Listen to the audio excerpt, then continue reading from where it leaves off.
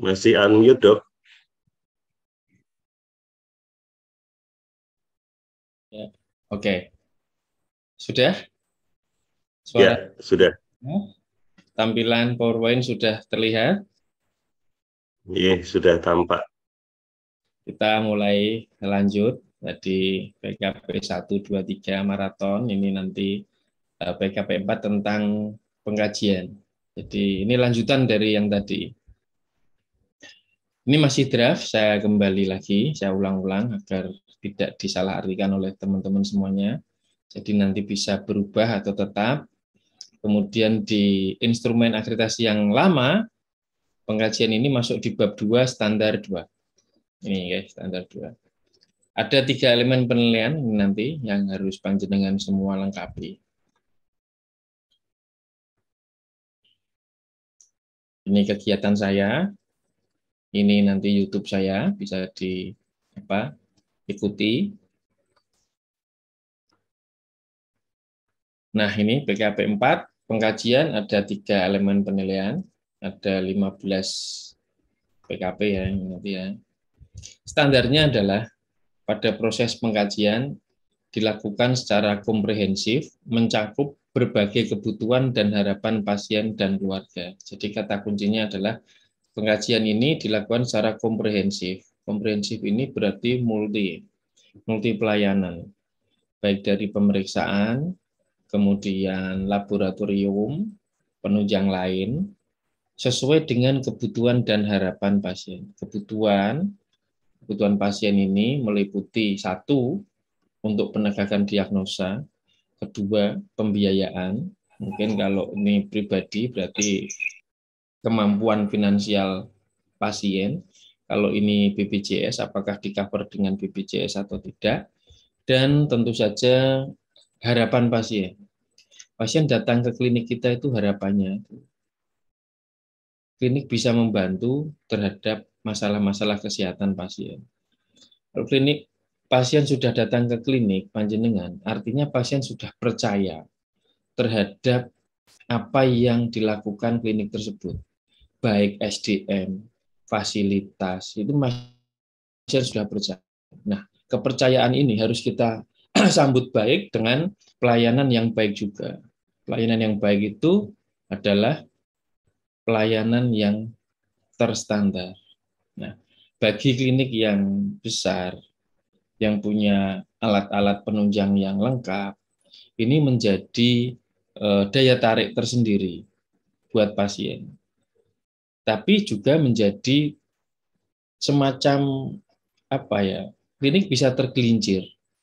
Untuk melengkapi fasilitas yang baik tadi membutuhkan biaya yang besar, sehingga klinik bisa tergelincir untuk memanfaatkan layanan alat penunjang itu ke pasien, walaupun mungkin pasien tidak membutuhkan.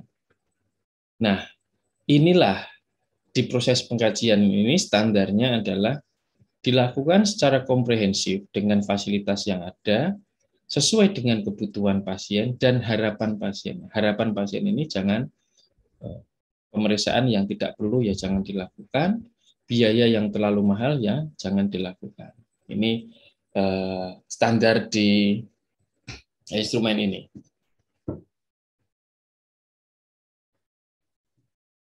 Maksud dan tujuannya.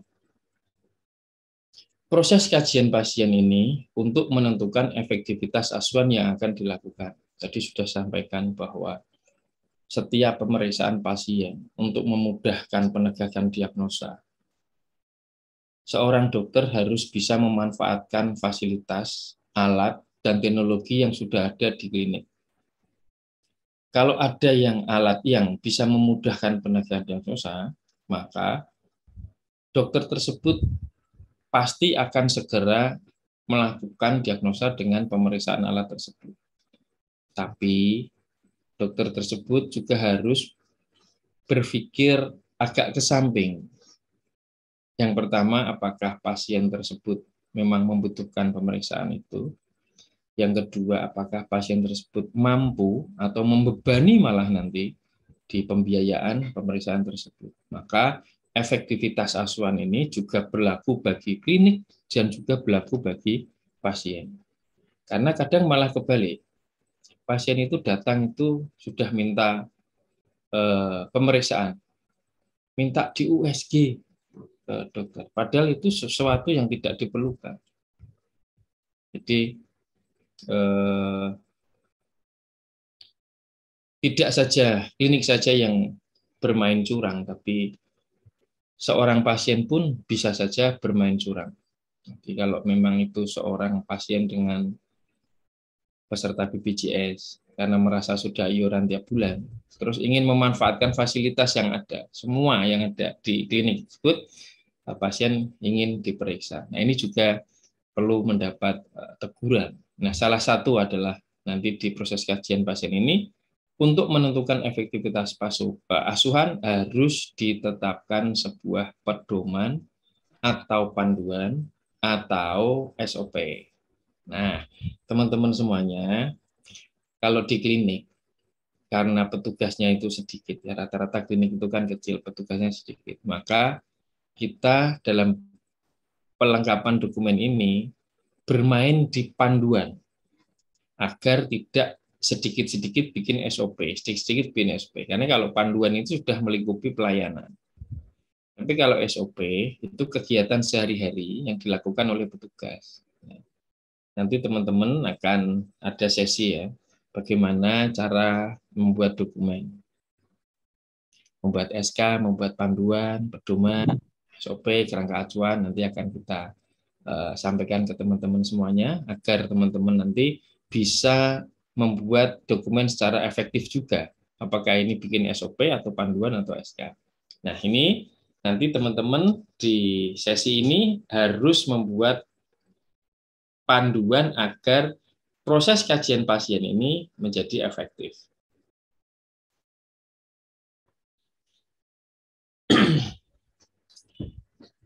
Minimal dalam kajian awal itu kita sudah masuk di ruang, pasien sudah masuk di ruang pemeriksaan. Kalau di klinik rawat jalan sudah di ruang dokter.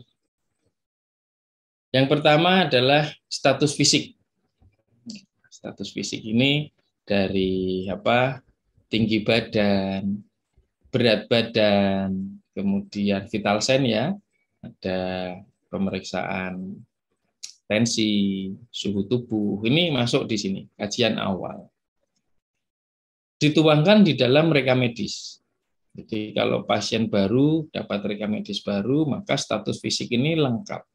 Mulai dari kepala, dada, abdomen, sampai ekstremitas. Ini nanti ada catatannya. Berikutnya adalah psikososial spiritual. Jadi data-data penunjang, usia, pekerjaan, agama, ini juga harus ditulis. Kadang ada yang bertanya, apakah rekam medis itu punya keyakinan, Dok? Kok agama ditulis? Jadi bukan masalah keyakinannya, tapi dampak dari keyakinannya itu nanti akan berakibat kepada terapi pengobatan, termasuk penegakan diagnosa. Misal, ada pasien beragama Katolik itu meyakini bahwa transfusi darah itu tidak diperbolehkan. Nah, ini juga menjadi edukasi bagi klinik tersebut. Kemudian dampak dari agama adalah misalkan Islam, puasa Ramadan yang 30 hari berturut-turut, ini akan meningkatkan potensi penurunan daya tahan tubuh. Ini nanti penyakit-penyakit apa yang menyertai itu, atau sebaliknya, karena keyakinannya ini masalah jadi transfusi darah ini sebagian juga menolak. Nah, ini ada data tentang spiritual harus ditulis di rekam medis. Kemudian riwayat kesehatan pasien sebelumnya ini juga harus ditulis di rekam medis. Ini untuk membantu penegakan diagnosa penyakit-penyakit ke depan, juga pengobatan-pengobatannya sekaligus. Yang berikutnya, status gizi pasien. Ini juga sama. Jadi untuk penegakan diagnosa dan pengobatan. Yang E, riwayat penggunaan obat. Nah, jadi minimal kajian awal ini mencakup 5 hal ini. Harus sudah lengkap. Sehingga seorang dokter akan terbantu dalam rangka pemeriksaan, dalam rangka rekomendasi pemeriksaan penunjang, dalam rangka penegakan diagnosa.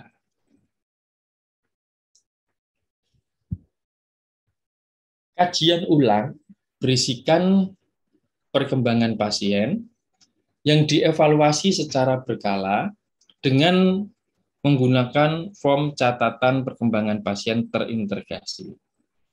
Nah, karena di sini ada kata-kata dievaluasi secara berkala, maka ada bukti klinik tersebut melakukan monitoring dan evaluasi ini terhadap progres dari pasien sehubungan dengan pengobatannya. Nah, dokumen ini harus ditulis di rekam medis. Jadi nanti kalau seorang surveyor telusur mengambil salah satu rekam medis di klinik, untuk memenuhi EP yang ini nanti harus ada temuan di situ evaluasi secara berkala. Apa saja yang harus dievaluasi? Yang pertama adalah pengobatan. Pada pasien-pasien dengan pengobatan jangka panjang, ini harus dievaluasi terhadap satu, kondisi tubuh pasien, kondisi mental pasien, terhadap obat-obatan yang dikonsumsi yang terlalu lama. Elemen penilaiannya, ada bukti dilakukan kajian pasien dalam penetapan diagnosis yang dituangkan ke dalam rekam medis. Jadi sudah saya sebutkan bahwa di rekam medis ini nanti menjadi tempat pembuktian apakah seorang dokter melakukan kajian pasien di tempat pemeriksaannya. Yang diminta seorang surveyor nanti adalah regulasi, tadi penetapan, kajian awal itu apa saja, boleh, regulasi ini boleh pedoman, boleh panduan, boleh SK. Kemudian dokumentasi adalah mengambil langsung bukti di rekam medis, apakah sudah sesuai dengan pedoman tersebut, apakah sudah sesuai dengan panduan tersebut, apakah sudah sesuai dengan SOP tersebut. Kemudian observasi, melihat langsung cara kerja dokter ketika memeriksa pasien, menuliskan temuan-temuan dalam pemeriksaan ke rekam medis. Ini, jadi nanti teman-teman semuanya bisa simulasi agar bukti-bukti yang harus ada di rekam medis ditulis semua. EP berikutnya adalah kajian awal sekurang-kurangnya memuat data yang tadi saya sebutkan ya. Ada kajian fisik, kemudian sosiologi, spiritual, dan seterusnya sampai status gizi. Ini harus ada. Artinya di form rekam medis minimal harus memuat data itu. Berarti setiap rekam medis yang dimungkinkan nanti surveyor akan mengambil acak salah satu rekam medis, kemudian membuka halaman rekam medis. Nah, salah satunya adalah di kajian ini nanti harus memuat 5 hal tersebut.